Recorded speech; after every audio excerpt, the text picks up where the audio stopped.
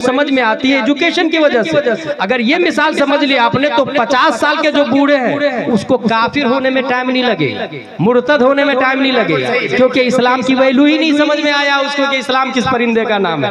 अगर इस्लाम समझना है तो उसे दीन को पढ़ना होगा, और जब दीन इंसान पढ़ लेता है तो फिर हजरत बिलाल बन के जितना भी मार खाए यही कहता है अल्लाहु अहदुन अल्लाहु अहदुन अल्लाहु अहदुन, जितना भी सताए वो यही कहता है करूं तेरे नाम पे जान फिदा, न बस एक जान दो जहां फिदा, दो जहां से भी नहीं जी भरा, या रसूल अल्लाह करूं क्या करोड़ों जहां।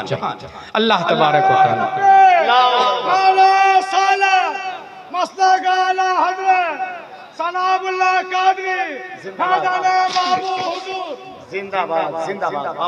ये बुखारी शरीफ है, बुखारी शरीफ की एक हदीस शरीफ सुना दूं मैं, उसके बाद नकीब साहब के हवाले ये माइक होगा।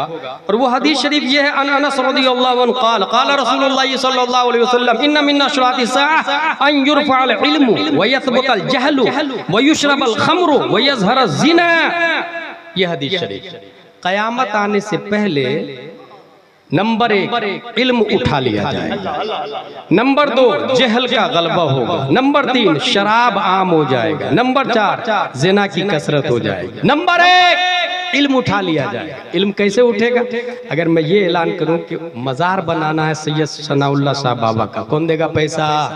हजरत मेरी तरफ से गुंबद में जितनी सीमेंट है ना मेरी तरफ से, ओके, हाजी फोला गुंबद की सीमेंट उनकी तरफ से। हजरत अंदर से जो नक्शो निगार है उसके पूरे पैसे मेरी तरफ से, हाजी फोला अंदर के नक्शो निगार मेरी तरफ से। इस तरीके से 10 लाख का गुंबद 1 साल में बन के तैयार। ठीक है, किसने कहा ये सवाब का काम? कहाँ लिखा?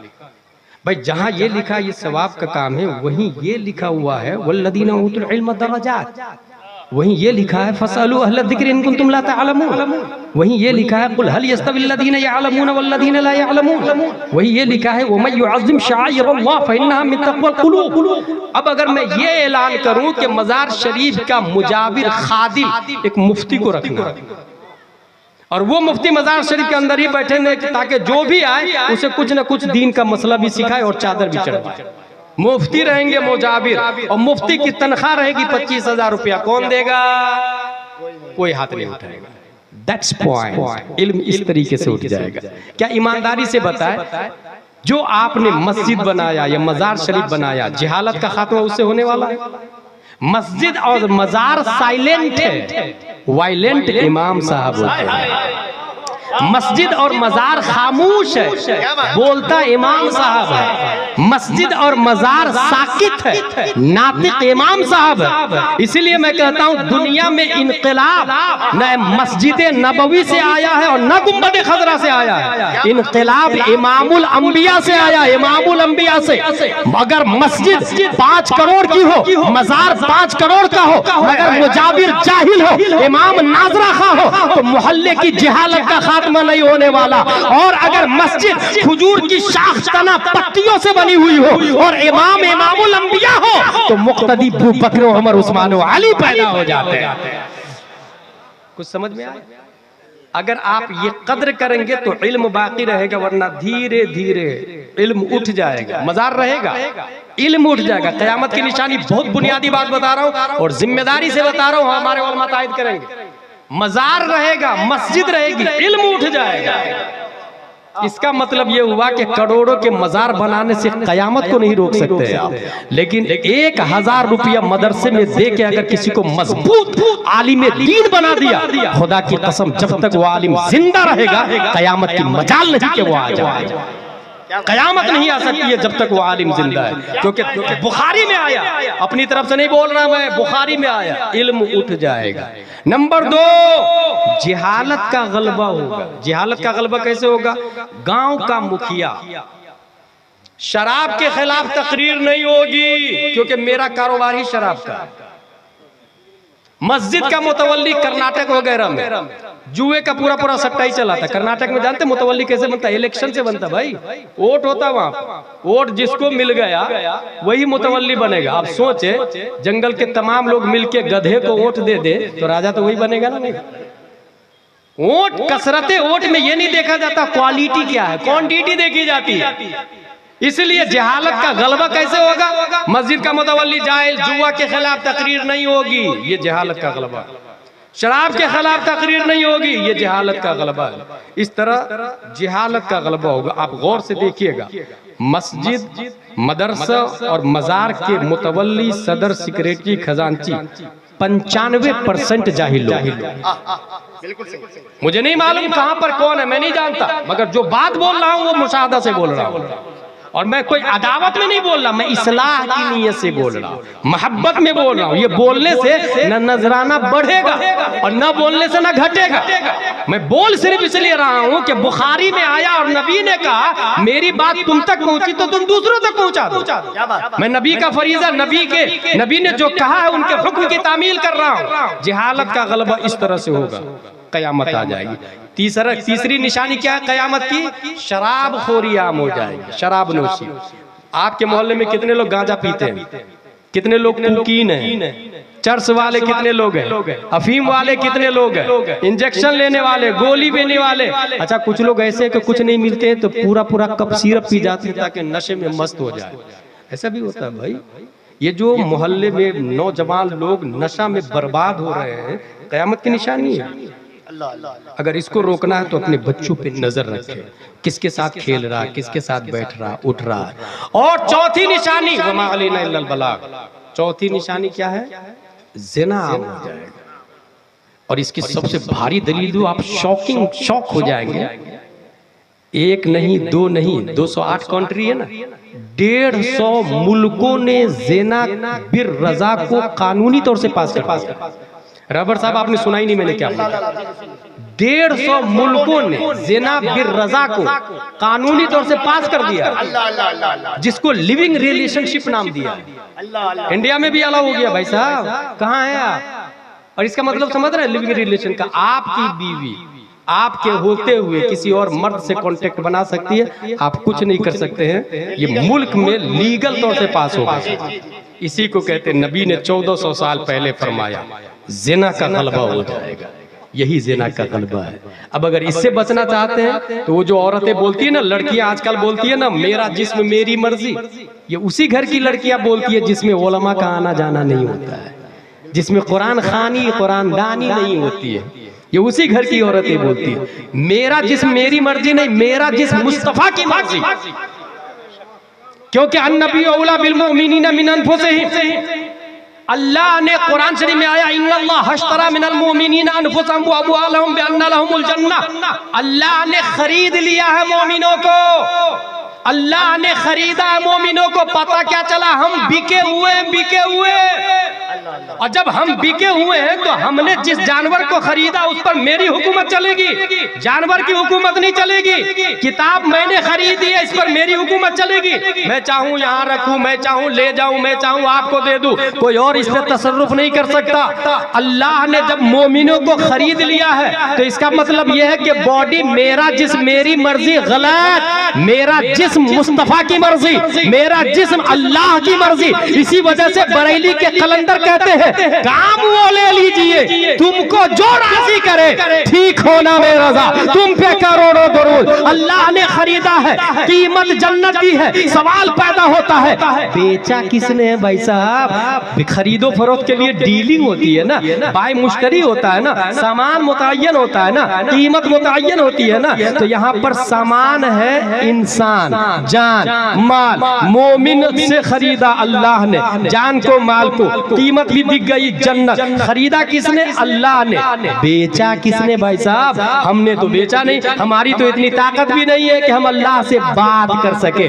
बेचने के लिए रब से डीलिंग करना जरूरी है, टॉकिंग करना जरूरी है, डायलॉग करना जरूरी है। तो रब से बात किसने की? बेचा किसने? जब इसका मुताला किया तो ये देखा कि प्यारे मुस्तफा सल्लल्लाहु तआला अलैहि वसल्लम शबे मेराज रब से जाके डायलॉग करके आए हैं, रब से जाके बात करके आए हैं। अब बात समझ में आ गई, बेचने वाले मुस्तफा है, खरीदार अल्लाह है। अब जब खरीदने वाला अल्लाह, बेचने वाला मुस्तफा, तो हम लोग मुस्तफा की मिल्कियत है। हम ये नहीं कहेंगे मेरा जिस्म मेरी मर्जी, हम ये कहेंगे हमारा चलना नबी के मुताबिक होगा, उठना नबी के मुताबिक होगा, खाना नबी के मुताबिक होगा, पीना नबी के मुताबिक होगा, चलना सोचना नबी के मुताबिक होगा। और जितनी मार बहने हैं उसका आइडियल तस्लीमा नसरीन नहीं है, बॉलीवुड की हीरोइन नहीं है, हॉलीवुड टॉलीवुड की एक्टर्स नहीं है।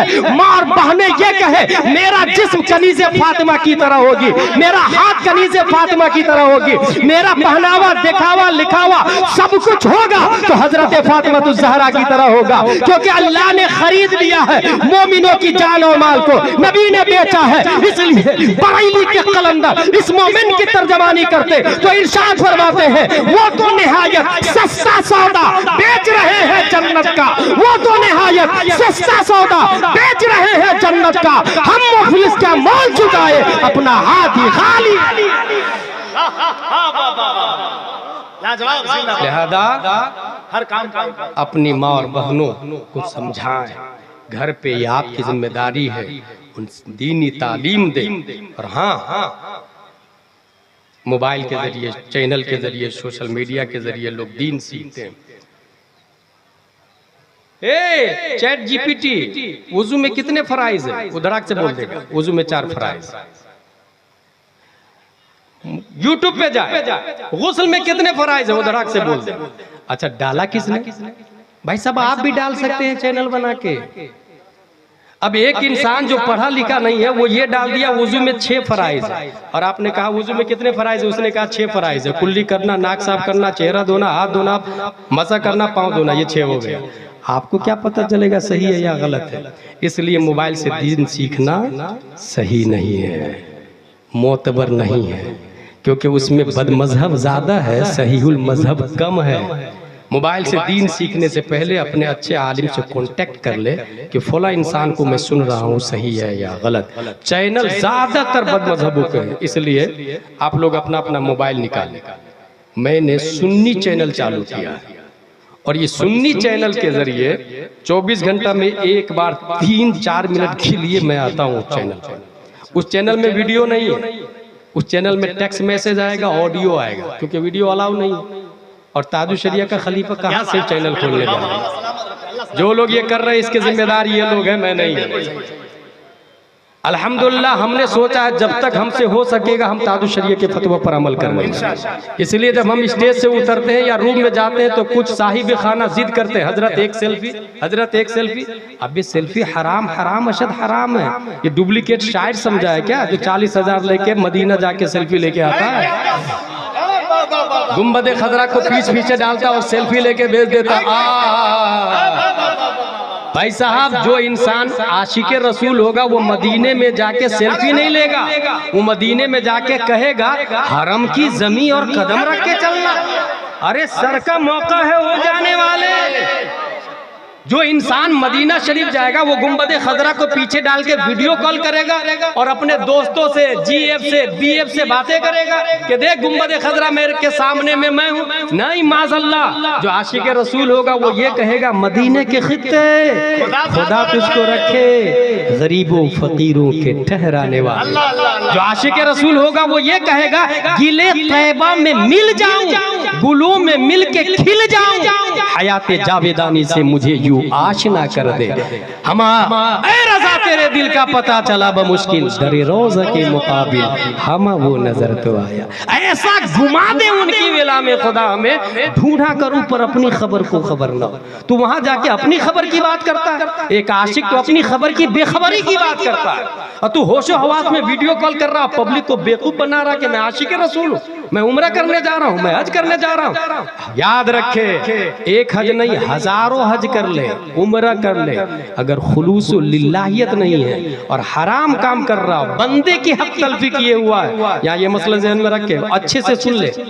मकान बनाया और 1 इंच जमीन दबा के बनाया। अब एक उम्रा नहीं, हर साल एक उम्रा करता, क्योंकि करोड़पति आदमी है, वो सोच रहा है कि नहीं मैं पाको साफ हूं। गलत। भाई साहब 50 बार उम्रा कर ले और 11वीं शरीफ में रोजाना नहीं बल्कि हर साल 11 देख बकरा भी काट के खिलाए, वो जो 1 इंच जमीन हराम की लिए ना उसका कफारा नहीं होने वाला। पहले वो 1 इंच वापस देना होगा उस गरीब को जिसकी जमीन है। सुनो भाई, इस्लाम सुनो। जब तक वो जमीन वापस नहीं करेंगे आपका हज आपका उम्रा मुंह पे मार दिया जाएगा। आमिलतुन नासिबतुन तस्ला नारन हामिया, और ये मैं नहीं, आला हजरत ने फतवा रज़विया शरीफ के अंदर लिखा है। और ये ऐसे ही है जैसे कोई हाथ में गोबर पकड़ लिया, नजासत गलीजा पकड़ लिया और समंदर में डुबकियां लगा रहा, नहा रहा, पाक होगा वो? उसे गोबर छोड़ना पड़ेगा। ऐसे ही कुआं के अंदर कुत्ता गिर के मर गया, पूरा पानी निकाल दिया आपने, कुआं पाक हो जाएगा ना? कुत्ते को निकालना पड़ेगा। ऐसे ही वो 1 इंच जमीन देनी पड़ेगी। किसी का 1 रुपया हराम का खाया ना आपने, पहले वो वापस करे, वो वापस करे, तब 11वीं शरीफ करे, तब उर्स में आपकी तरफ से लंगर आम हो, तब अल्लाह तबारक व तआला गुनाह को माफ फरमाएगा।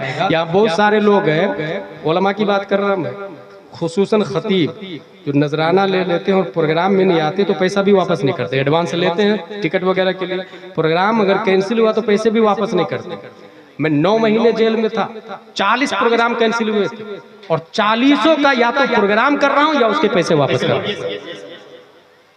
भाई जब अल्लाह हलाल का दे रहा तो हराम खोरी क्यों? मरना है और मन रब्बों का सवाल हमसे भी होगा, माँ दीनों का सवाल हमसे भी होगा। और हदीस शरीफ के अंदर आया, इन्ना शर्र शर्र शिरारुल उलमा इन्ना खैरुल खैर खियारुल उलमा, शर्र कौम भी उलमा है और खैर कौम भी उलमा है। इसलिए पहचानना है आपको कौन सुन्नी सहीउल अकीदा आलिम बाअमल है, कौन सुन्नी सहीउल अकीदा आलिम बाअमल खतीब है, कौन सुन्नी सहीउल अकीदा शायर बाअमल शायर है, उनको बोला है। अल्लाह तबारक व तआला हम सबको कुरान शरीफ, हदीस शरीफ, फिक़्ह शरीफ पढ़ने समझने अमल करने की तौफीक अता फरमाए। उस चैनल की बात कर रहा था मैं, नंबर मैं दे रहा हूँ चैनल का, मोबाइल में नंबर नोट करें और आप ये मैसेज कीजिएगा, मुझे अपने चैनल का लिंक भेजिए। इतना ही, बार बार किसी ने फोन किया या मैसेज किया, by 1 touch can you give in black list. Number है 900 90195330. Listen to me once more. 90090195330. नक़ीब आज़म हिंदुस्तान के हवाले माइक।